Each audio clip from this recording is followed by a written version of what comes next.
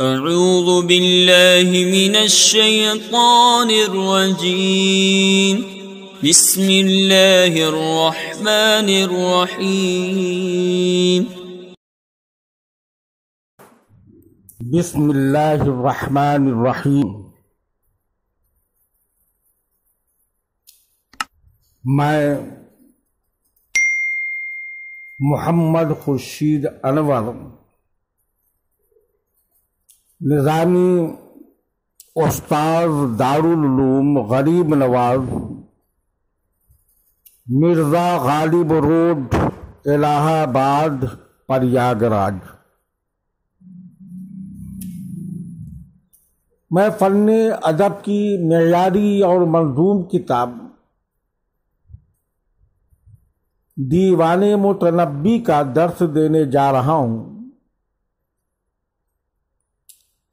جماعت سادسہ کے طلبہ بغور فرمائیں۔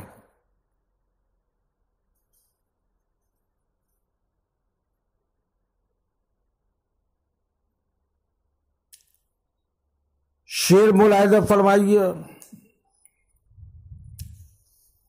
وَعَيْنُ الْمُخْطِئِينَ هُمْ وَلَيْسُوا بِأَوَّلِ مَعْشَرٍ خَطِئُوا وَتَابُوا۔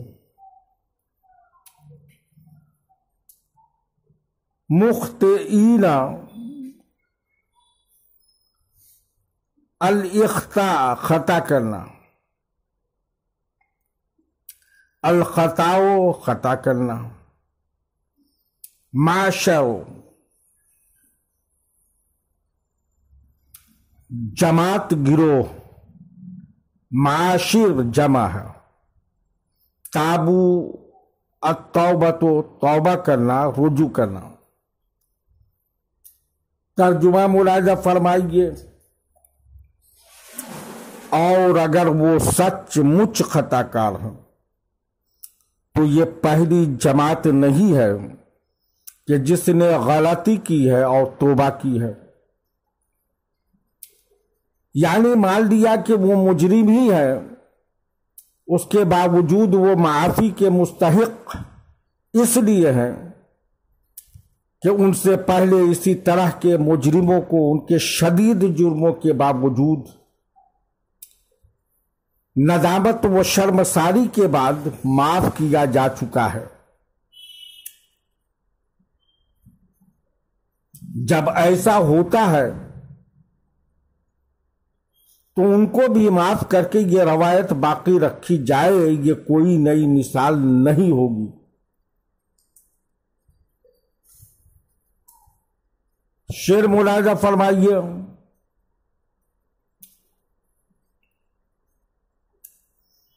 وَأَنْتَ حَيَاتُهُمْ غَضِبَتْ عَلَيْهِمْ وَحَجْرُ حَيَاتِهِمْ لَهُمْ عِقَابُ۔ حیات زندگی، جینا، غضبت الغضب غصہ ہونا، خفا ہونا، حجر چھوڑنا، عقاب العقاب المعاقبت سزا دینا۔ ترجمہ ملاحظہ فرمائیے۔ اور تو ان کی زندگی ہے جو ان سے خفا ہو گئی ہے، اور اپنی زندگی کو چھوڑ دینا اس کی سزا ہے۔ یعنی بنو کلاب کے قبیلہ ایک جسم ہے اور تو ان کی روح اور زندگی ہے،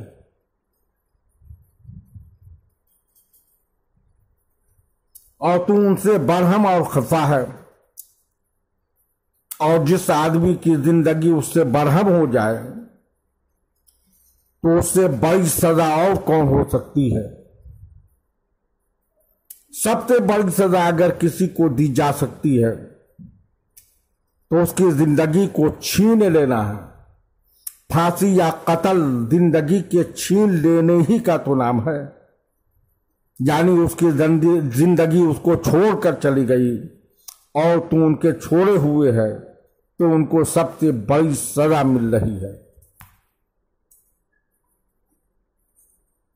شعر ملاحظہ فرمائیے، وما جہلت ایادی کالبوادی ولکن ربما خفی الصواب۔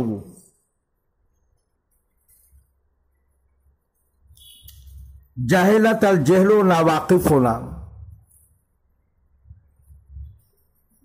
جاہل ہونا، ایادی احسانات، البوادی واحد بادیتن جنگلی دیہاتی، خفی الخفا پوشیدہ رہنا، الصواب درست اور حق۔ ترجمہ ملاحظہ فرمائیے، میدانی علاقوں کے یہ رہنے والے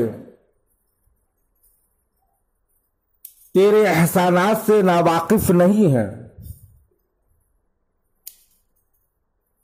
لیکن بسا اوقات صحیح بات چھپ جاتی ہے، یعنی دورے افتادہ گاؤں اور دیہاتوں میں یہ رہنے والے لوگ تیرے احسانات سے واقف ہیں، لیکن بعض مرتبہ لوگوں سے حقیقت حال چھپ جاتی ہے اور وقتی طور پر اس کو بھول جاتے ہیں اور غلطی کر جاتے ہیں، اور جب پھر تیرے احسانات کو یاد کریں گے تو ان کو ندامت ہوگی اور پھر غلطی نہیں کریں گے۔ شعر ملاحظہ فرمائیے، وَكَمْ ذَنْبٍ مُوَلِّدُهُ دَلَالُ وَكَمْ بُعْدٍ مُوَلِّدُهُ اقتراب۔ ذنب گناہ، غلطی، قصور جمع ذنوب، مولد التولید پیدا کرنا، الولادت جننا، دلال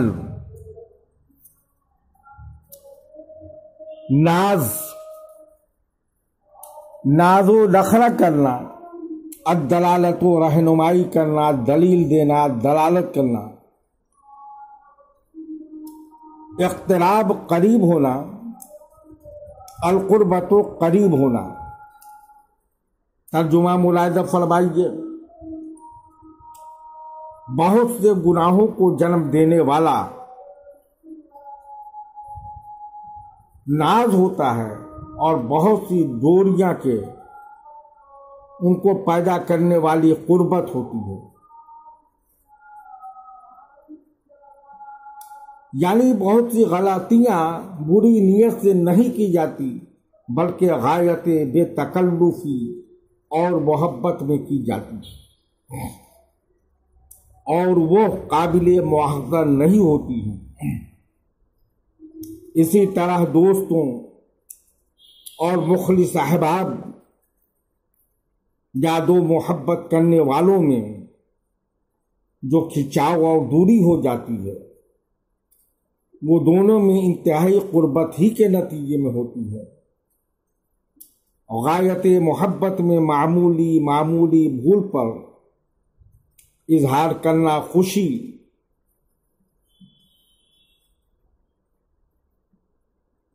معمولی بھول پر اظہار ناخوشی اور روٹھنا روزمرہ کا مشاہدہ ہے۔ اس کا مقصد نہ غلطی کرنا ہے اور نہ دور ہونا ہے۔ شعر ملاحظہ فرمائیے، وَجُرْمٍ جَرَّهُ صُفَحَاءُ قَوْمٍ فَحَلَّ بِغَيْرٍ جَارِمِهِ الْعَذَابُ۔ جرم، غلطی، قصور، گناہ، الجریمت و جرم کرنا، گناہ کرنا، جر، الجر کھینچنا، صفحا واحد سفیہ بے وقوف، بے عقل، الصفاحت بے وقوف ہونا، جاہل ہونا، بد اخلاق ہونا، قوم جمع اقوام،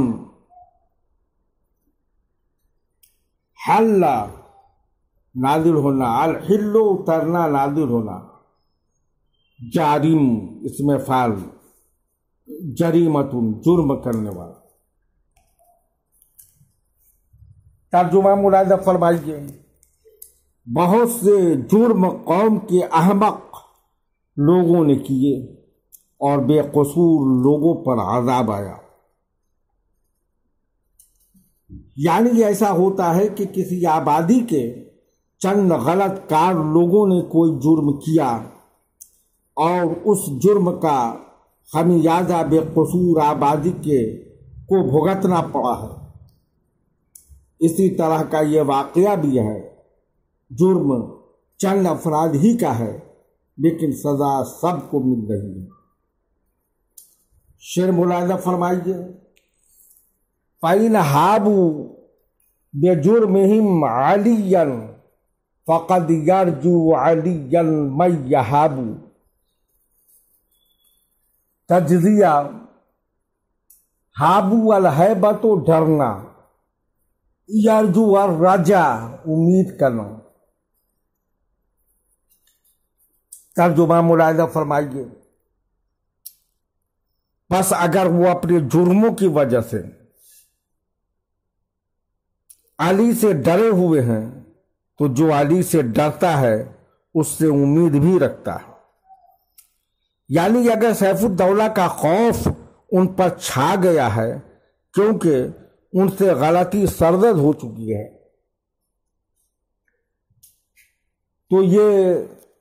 تو جو شخص سیف الدولہ سے جرم کی سزا پانے کو سوچ کر ڈرتا ہے تو وہ اس سے بڑی امید رکھتا بھی ہے، اور کسی امیدوار کی امید کو توڑنا مناسب نہیں ہوتا۔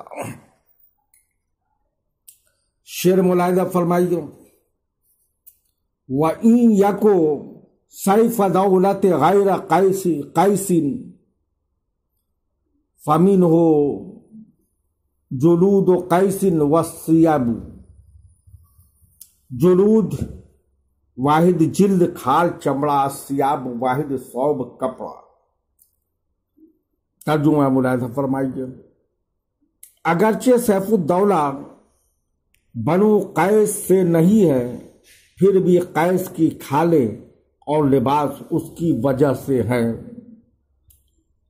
یعنی سیف الدولہ بنو قیس کے بجائے دوسری شاخ سے ہے،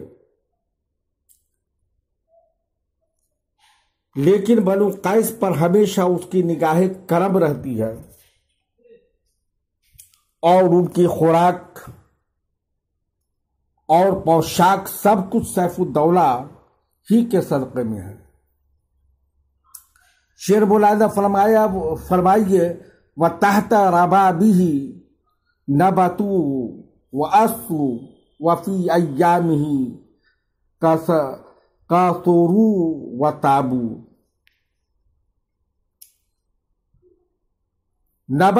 النبت اگنا جمنا، الاساس الاسوس درختوں کا گنجان ہونا، گھنا ہونا، کثر والکثرت زیادہ ہونا، تابو الطیب اچھا عمدہ ہونا۔ ترجمہ ملاحظہ فرمائیے، اسی کے ابر بالا سے نیچے وہ اگے اور گنجان ہوئے، اسی کے زمانے میں وہ بڑھے اور خوشحال ہوئے۔